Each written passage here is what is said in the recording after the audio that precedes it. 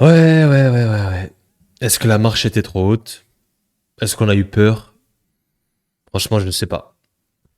Salut les potes, j'espère que vous allez bien. On se retrouve pour une nouvelle vidéo débrief entre le Paris Saint-Germain et l'Olympique Lyonnais. J'ai pas pu faire la vidéo hier soir après le débrief, il était tard, etc. Je l'ai fait aujourd'hui. On a vu ce match et on a constaté cette défaite 3-1 de l'Olympique Lyonnais sur la pelouse du Parc. Que dire sur ce match à part que je suis pas réellement surpris. Je m'attendais pas à qu'on aille gagner là-bas au Parc. Pourquoi? Premièrement parce que on avait ce match en semaine d'Europa League qui nous a pris énormément d'énergie. On y a laissé des plumes. C'était un gros match d'une intensité assez violente. Et c'est vrai qu'on arrivait avec 48 heures de repos. On arrivait au Parc très fatigué. L'équipe a été remaniée, on va checker la compo après. Mais ouais, je m'attendais pas à qu'on vienne au Parc après ce match jeudi et faire un résultat. J'aurais espéré un match nul, on n'était pas loin de l'aide vu du scénario. Mais ouais, c'est une défaite assez logique, somme toute. Les 30 premières minutes, on n'a pas existé. On se prend deux buts coup pour coup. On arrive à réduire la marque sur ce magnifique but de Mikotadze et cette passe de Ryan Cherki. On va revenir dessus, bien sûr. Derrière, on a une petite occasion de 2-2. On a ce penalty qui n'a pas été sifflé. Est-ce qu'il y a péno ou pas? On ne sait pas. Est-ce que la faute est en dehors de la surface ou pas? Voilà, on s'en fout. C'est passé. On va pas s'arrêter sur l'arbitrage. En deuxième mi-temps, le PSG est en gestion. A pas fait grand-chose. Lyon, à aucun moment j'ai eu le sentiment qu'on aurait pu les embêter ou aller chercher un match nul ou gagner ce match. Et derrière, il y a ce troisième but un peu anecdotique où Perry fait cette jolie passe D pour Ramos. Ouais, on va revenir sur ce match. On va revenir directement, les gars, sur la compo. On va revenir sur la compo. Déjà, si on regarde les stats, 68% de possession, 2,88 d'XG, bon, comme je vous ai dit, c'est mérité. Il y a plein de choses que j'ai pas compris, notamment les changements de Pierre Sage. Pierre Sage, avec tout le respect que j'ai pour ce grand monsieur, ce grand coach, j'aime beaucoup ce qu'il a fait la saison dernière. C'est énorme ce qu'il est en train de réaliser aussi. Je remets pas ça en question du tout. Par contre, j'ai pas compris les changements. À la 66e minute de jeu, tu sors ton trio d'attaque. Noama, Mikotadze, Cherki. C'est assez rare, je trouve, dans le football de sortir ta ligne d'attaque à l'heure de jeu. Pourtant, ils étaient en forme. Mikotadze venait de marquer. T'as Ryan Cherki qui en ce moment est en feu, un des meilleurs joueurs de l'Olympique lyonnais. Chaque fois quand il touche un ballon, il se passe quelque chose. C'est ce qui s'est passé en première mi-temps sur cette passe majestueuse. Il le sort. J'ai entendu dire dans sa conférence de presse qu'apparemment il faisait pas les efforts défensifs, qu'il pêchait un peu physiquement. Il voulait essayer de garder une stabilité, un équilibre au niveau de l'équipe. Pourquoi pas? Moi, je comprends pas ce changement parce que tu sors ton meilleur joueur, ton joueur le plus dangereux, le plus décisif. C'est un peu une preuve de résignation. C'est-à-dire que tu rends un peu les armes. Tu dis, bon, on sera pas capable de gagner. Et j'ai l'impression qu'il s'est un peu rendu à l'évidence que on pourra pas revenir au score. Je trouvais ça dommage qu'on a fait cet aveu de faiblesse, si je puis dire. Miko Tadze, c'est pareil, et il était sur un but, il était en forme, je l'ai pas senti plus fatigué que ça. Après, voilà, hein, tu changes tes trois attaquants pour rentrer Lacazette, Fofana, Benrahma. Bon, c'est pas mal comme changement, c'est pas dégueu non plus, attention. C'est juste que les trois changements d'un coup, ça m'a un peu surpris.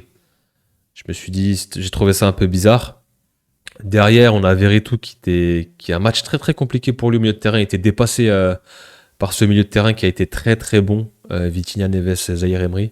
Trois profils identiques, mais qui se complètent très bien, qui savent jouer ensemble. Et c'est beau à les voir jouer, hein, ça joue très bien, franchement. Il n'y avait pas un Fabien Ruiz pour une fois, mais c'est vrai que les trois là s'attaquinent le ballon. Veretout était dépassé. Matic, il a fait tout le match. Ah, c'est pareil, j'ai pas compris pourquoi il a fait tout le match. Et Tolisso, il a fait ce qu'il a pu. Il a fait ce qu'il a pu en première mi-temps, c'était compliqué. En deuxième mi-temps, il s'est un petit peu réveillé. Et globalement, l'équipe a été moyenne. Il n'y a pas grand-chose à retirer de ce match. Voilà, mis à part ce très beau but, on aurait pu revenir dans le match avec une action à un moment où Hakimi il remet une tête et Veretout est pas très loin de la reprendre. Et ouais, ce penalty aux abords de la surface où il y a peut-être une petite polémique, mais et encore, je suis pas si sûr que ça. Donc ouais, défaite un peu logique. Lyon était fatigué. Lyon joue sur les deux tableaux. On est quand même cinquième, on est toujours là. On n'est pas relâché au niveau du peloton de tête. On est à 2 points de Lille, on est à 5 points de Monaco et Marseille. Rien n'est fait. Il faut absolument enchaîner sur des victoires sur les prochains matchs. Reprendre cette série de victoires parce qu'on était sur une belle série, que ce soit en Europa League ou en Ligue 1. Derrière, on a deux équipes qui nous collent au train, c'est Nice et Lens. C'est assez serré, hein. De la deuxième à la septième place, il peut tout se passer. C'est hyper intéressant. Paris qui se décroche un petit peu logiquement, hein. Paris qui roule un peu sur la Ligue 1 avec cet effectif. Où en Ligue 1, ils sont un peu à l'aise, mais c'est vrai qu'en Ligue des Champions, ils sont pas très très bien placés. J'aurais aimé voir un 4-2-3-1 avec un Cherki en numéro 10, la même compo qu'on avait eu contre Francfort qui avait très très bien marché. J'ai l'impression que Pierre Sage a rendu les armes, s'est résigné, il s'est dit qu'il pouvait pas gagner au parc. J'ai pas tout compris au niveau de ces changements. J'aurais aimé voir un Tessman au milieu de terrain par exemple aussi. Donc ouais, il y a plein de choses qui me dérangent un petit peu. Maintenant, c'est pas dramatique, il restera encore des matchs. Il faudra se relever de cette défaite dès le prochain match. On va regarder le calendrier d'ailleurs de l'Olympique lyonnais.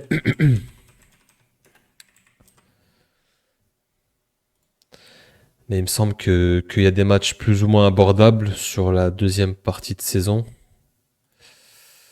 et sur les matchs à venir. Donc on a ce match de Coupe de France, ok. Montpellier, réception de Montpellier. On se déplace à Brest. Ça, ce sera l'année prochaine, du coup. Ok, on termine l'année avec ce match de Coupe de France. Et l'année prochaine, on a 3 matchs de Ligue 1. Une réception de Montpellier, un déplacement à Brest, qui c'est jamais facile d'aller jouer là-bas. Une réception de Toulouse. Il faut essayer de prendre 6 points sur ces 3 matchs-là. Minimum. Et ensuite, on repart sur le repas pour les 2 dernières journées contre Fenerbahçe et Ludogorets. Il y a des matchs plus ou moins abordables. Après, on va à Nantes aussi. D'ailleurs, ils ont perdu Comboiré, il me semble. Ils vont changer de coach. C'est une équipe qui va pas bien, qui est malade. Je pense sur cet enchaînement de matchs, on pourra ramasser des points. C'est important en Ligue 1. En Europa League, j'ai envie de vous dire qu'on est plutôt bien placé. Et là, on peut assurer les 3 points. Il faudra avoir ce déplacement en Turquie qui peut être compliqué aussi. Donc ouais, les prochains matchs vont être assez décisifs. Il faudra assurer la bascule entre la Ligue 1 et l'Europa League. D'ailleurs, en parlant d'Europa League, les mecs, j'aimerais vraiment que Lyon prenne cette compétition à cœur et va jusqu'au bout. C'est-à-dire quand je vais... Attention, je suis pas en train de dire que d'aller au bout, de la gagner, etc. J'aimerais bien forcément, mais je pense que l'Olympique lyonnais a les capacités pour aller faire un dernier carré. On a un effectif solide, on a un 11 qui se dégage, on a du monde sur le banc. En ce moment, on est en très grande forme, on a une bonne dynamique, on gagne des matchs. En Europe, on montre un beau visage. Et j'ose espérer que il y a des très très belles équipes. On va regarder. Mais franchement, je me dis, ok, il y a la Lazio, il y a Bilbao, t'as Francfort qu'on a gagné, t'as Manchester United toujours, t'as Tottenham. Voilà. Moi, c'est les équipes qui se dégagent. Et honnêtement, Lyon, sur toutes ces équipes-là, sur un match, je pense que on peut regarder tout le monde dans les yeux. Moi, j'ai peur de personne ici. Manchester United, on sait très bien que c'est compliqué. Ils ont changé de coach, etc. Tottenham, c'est une équipe qui, c'est soit ça déroule, soit ils s'en prennent 4. Francfort, on les a battus. Bilbao, pour moi, c'est une des équipes les plus costauds. Très en place, très solide, voilà, ils sont sur 5 victoires, tout comme la Lazio. C'est une très très belle équipe cette année aussi. Voilà, honnêtement, je vois pas une équipe qui peut réellement nous faire peur. Franchement, c'est compliqué d'aller au bout, je le reconnais. Mais sur un malentendu, si on la joue à fond, on peut aller faire un dernier carré. Et j'aimerais bien un dernier carré, une demi-finale, une finale, je sais pas. J'espère que Lyon la jouera à fond. Il y a toujours la Ligue 1, on espère ce top 3, 4. On est là. On est là, on est dans le peloton de tête. Il y a quelques points d'écart. Il faudra bien négocier les face-à-face contre ces grosses équipes. Que ce soit contre Monaco, contre Lille, contre Lens, etc. Toutes les équipes, contre Marseille aussi, le match retour. Donc, si on arrive à bien négocier ces matchs-là, et voilà, ça va être compliqué, les gars, hein. Pour être performant en Ligue 1, performant en Europa League, il y aura des couacs, hein. Il y aura dans la saison, ça va être compliqué d'être performant sur les 2 tableaux.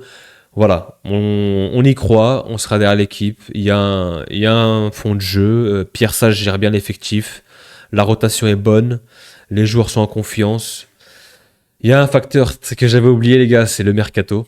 Ça, c'est un des facteurs les plus importants et des plus décisifs. Qui est-ce qu'on va perdre? Je dis pas qu'est-ce qu'on va acheter parce qu'on n'a pas d'argent. Et on est interdit de toute façon. Mais qui est-ce qu'on va perdre?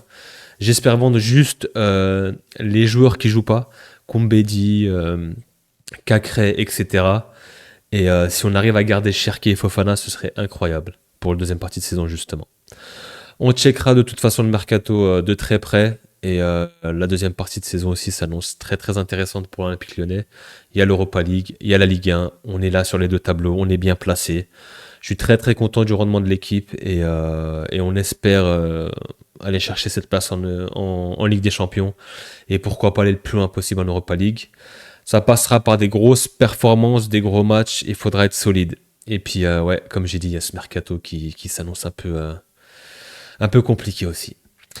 Bon les gars, c'était tout pour ce débrief, c'était assez rapide. Voilà, n'hésitez pas à liker, commenter, dites-moi ce que vous en pensez vous aussi. Si vous voulez aller Lyon, aller loin en Europa League, en Ligue 1, en Ligue 1, etc.